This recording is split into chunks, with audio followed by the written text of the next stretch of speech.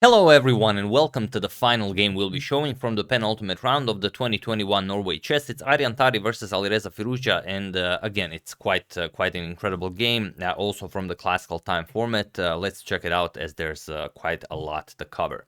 So Tari with the white pieces opens with e4, and you know what that means. If Firouzja is playing black, he of course goes for the Sicilian defense. We have c5, knight to f3, d6, and now d4. We have captures, knight to f6, knight to c3, and now again Firouzja goes for his Najdorf variation. And often we mention that you can go for quite a lot of moves here, like bishop e3, bishop g5, bishop e2, bishop c4, moves like h3 are possible. We've covered quite a few games recently with the Adams attack.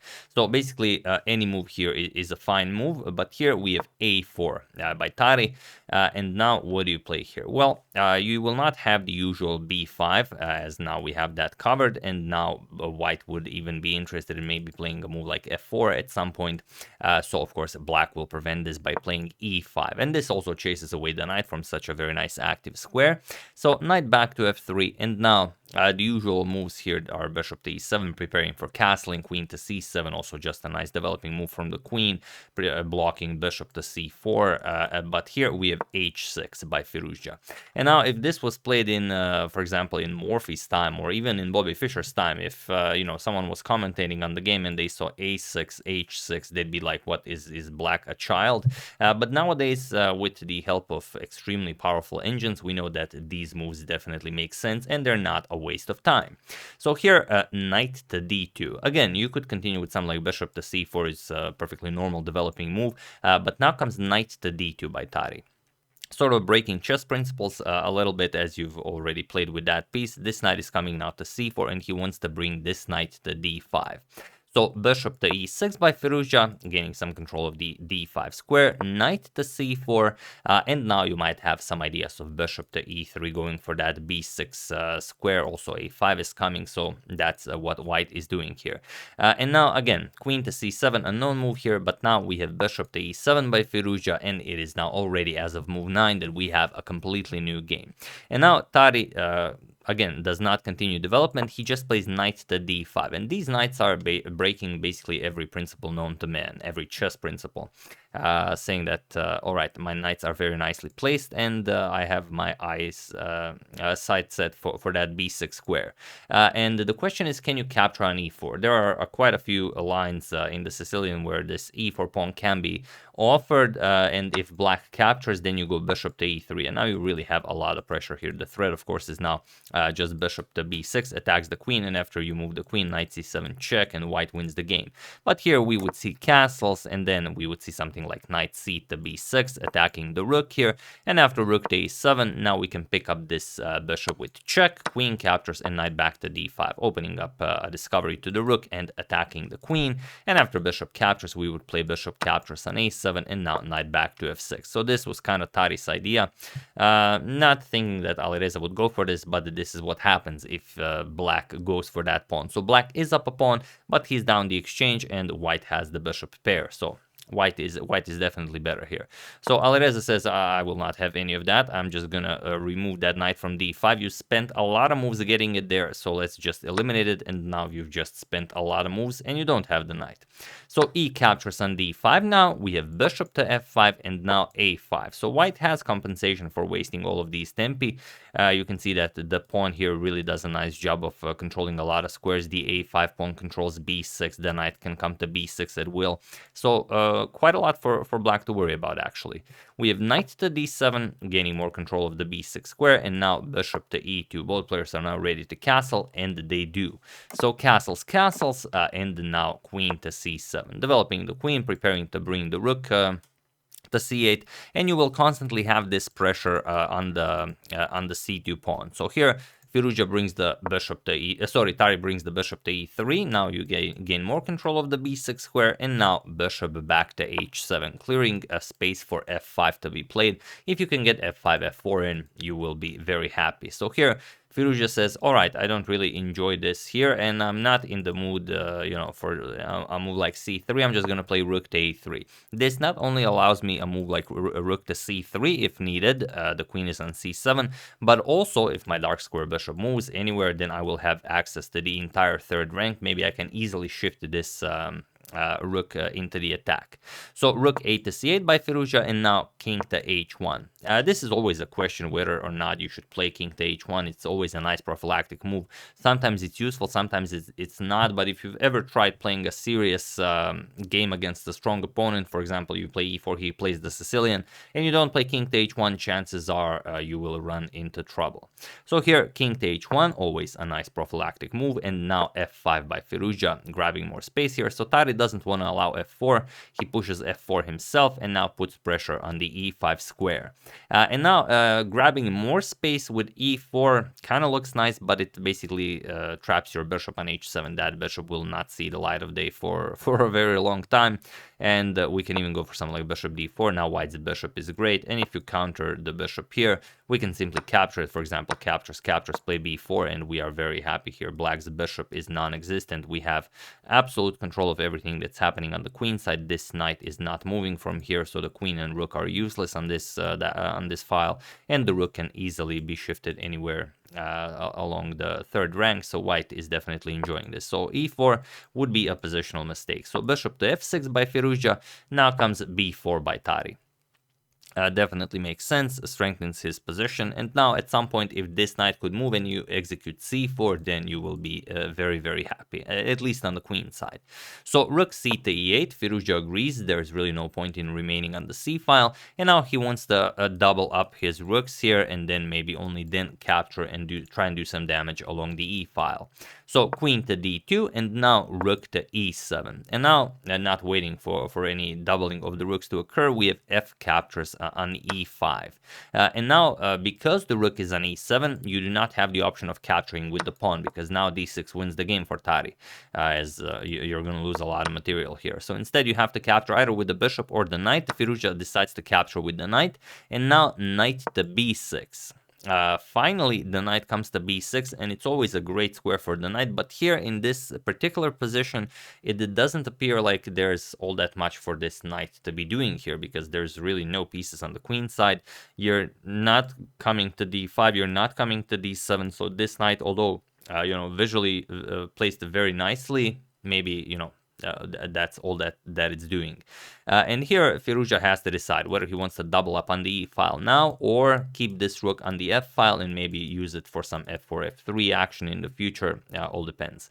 So he decides to go for knight to g4, puts pressure on the bishop here, and now bishop to f4, just getting it out of the way. And now the real question for Firouzja is, do we continue in a great style with the g5, or do we prepare it with rook f to e8? G5 right away is very, very interesting, as if, for example, bishop back to e3, then we have this very annoying bishop to b2 move, attacking the rook, and after the rook moves, attacks the bishop.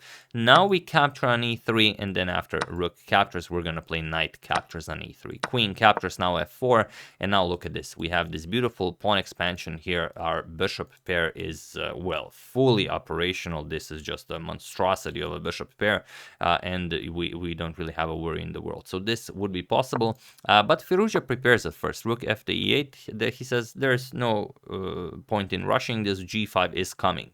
So here the bishop is under fire, you have to move it, bishop to f3, and only now g5.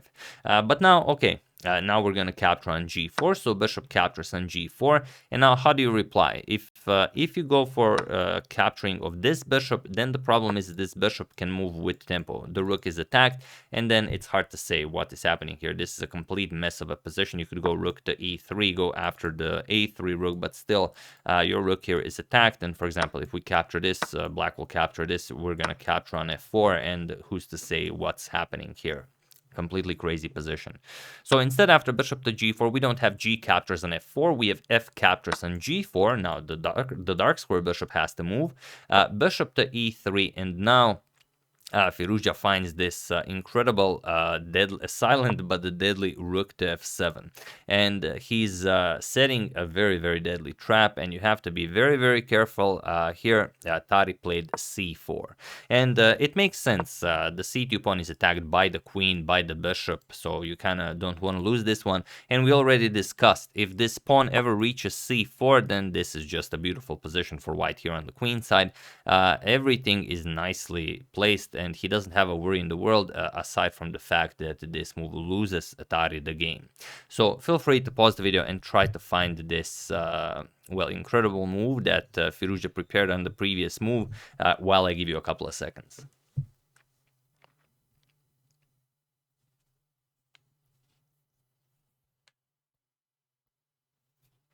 So for those of you who were able to do it, congratulations on spotting that the rook on f1 is undefended, but that your rook is not on f8, so the white will not be able to capture it with check. And for those of you who just want to enjoy the show, of course, it's bishop to b2. That's the good stuff. And now, what do you play here? Well, the bishop can be captured. The bishop can be captured by the queen, but what does this do? If queen captures bishop, then we simply play rook captures on f1, bishop back to g1, and now rook comes to e1, and it's game over. There's no defense against this. It's completely winning. There's absolutely nothing you can do here. You can't even try and give up the queen for 2 rooks, because we can just capture the queen here, and of course the bishop cannot capture. So there's that. So of course queen captures on b2 cannot be played here. Of course, we're gonna move this rook first, so rook captures on f7, but now queen captures on f7. Again, the bishop hangs as the queen is threatening queen to f1, but there is nothing better. There's no way to stop this. You're either losing the rook, or you're gonna move the rook somewhere and still suffer this queen to f1 fate. For example, if rook to e2, we just deliver queen to f1 check, bishop to g1 only move, and now I know what you guys are thinking. You want to play rook to e1, but that would be a big problem for us, so rook to e2, that's what you have to play, and now there's no defense against the queen captures on g2 checkmate. White just has to give up the queen. So the bishop obviously has to be captured, but it doesn't help Tari all that much. He captures the bishop, but now Firouzja goes queen to f1 check, bishop to g1, and now again not rook to e1, rook to e2. Now checkmate is unstoppable, and to prevent this, Tari has to give up the queen. So queen captures on e2 was played, queen captures, and now rook to e3. He still has this beautiful pawn formation here. He still has a knight and the rook for a queen, so of course he will still continue playing this. We have queen to c2 now, a very annoying move, as the knight now can't move because the c4 pawn will fall. You don't really have any good moves with the bishop. The rook also really not any active moves, but the real threat is bishop to e4, just going for checkmate, which will force the white rook to go into a more even more passive position. So here c5 was played, trying to go for d captures and then d6, creating a pass pawn, but now bishop to e4. Of course, we're going for checkmate, rook to g3, defending, and now d captures on c5. We have d6, preparing d7 and d8, but Firouzja says this is not a problem. C captures on b4, we have d7, and now just queen to d2, stopping this pass pawn. We have rook captures on g4 by Tari, going after the bishop here, bishop to c6, and now even bishop to d4, cutting off the queen's reach to the d8 square. Now we're threatening the promotion, but it is much too late for such things. So bishop captures on d7, knight captures, and now yes, you have a bishop, a knight, and the rook for a queen, but there is b3. And you could also go queen d1 check, bishop to g1, and pick up the knight. Here it's possible, but then you lose the b4 pawn, so you're playing against the rook and bishop, which can be quite annoying. So Firouzja instead plays b3. Of course, white will have to give up the piece for the pawn. We have h3, creating some breathing room for the king, b2 now, and now you have to capture it. Bishop captures on b2, queen captures. Now it's a knight and the rook against the queen, but the plays on both sides of the board, so maybe playing against the knight is a little bit easier, as the bishop can cover a lot more distance. So king to h2. Queen to c3 now, going after the a5 pawn, and what do you play here? We have rook to g3, not just queen captures on a5. We have knight to f6 check, of course Tari will still try, our rook and the knight are our great team. We have king to f7, now comes knight to g4. We have king to g7, now comes rook to d3, trying to do some damage, but queen c7 check, king to h1, and now a5. Now Firouzja will just start pushing his pass pawn, and he knows that nothing can really be, done here. So knight to e3, getting the knight in range of some checks. Maybe if black blunders the queen, maybe, he can still do something, but just a4. We have knight to f5 check, king to g6, now comes g4. Again, maybe rook to d6, and some good things might happen, but here just queen to c1 check by Firouzja, and he was in this position on move 51 that Aryan Tari resigned the game, and what an amazing victory for Firouzja. Who is now, well, we're going to discuss the standings, but who is doing very, very well in this tournament now. So here you resign because you have to move the king, and once the king moves, doesn't really matter anywhere on the second rank, everything is bad, just queen c2 check picks up the rook, and that's it. Of course, there's no point in continuing this. So let's check out the standings before we forget. These are the standings after 9 rounds of amazing classical chess and Armageddon. So Carlsen leading with 18 points, followed by Richard Rapport and Alireza Firouzja, 16.5, 15 points. Yanni Pomnishi in 4th place with 11, with 8.5, Sergei Karyakin, and Aryan Tari in 6th place with 6 points. So what does this mean for the final round? Who can win the tournament? Well, if Magnus is playing against Nepo in the final round, so that's really, really nicely done. And if Magnus wins the classical against Nepo today, it's all over, then Magnus wins the tournament. However, if he doesn't, Rapport is playing Firouzja in the final round, so anything can happen. If Magnus loses against Nepo, he stays on 18 points. Okay, maybe he wins. No, if it's a draw, okay, he can still grab half a point in the Armageddon. But let's say he loses the classical and Rapport wins the classical against Firouzja, then Rapport wins the tournament. If Firouzja wins the classical against Rapport and Magnus loses the classical, then it will be 18 points Firouzja, 18 points Magnus, and then we're gonna have a blitz tiebreak between Magnus and Firouzja. And if both of those games of blitz end in a draw, we're gonna have the final Armageddon between Firouzja and Magnus. So anything can still happen. It could be a short day, but could be a very, very long day. We'll see. But we are we are definitely in for a treat.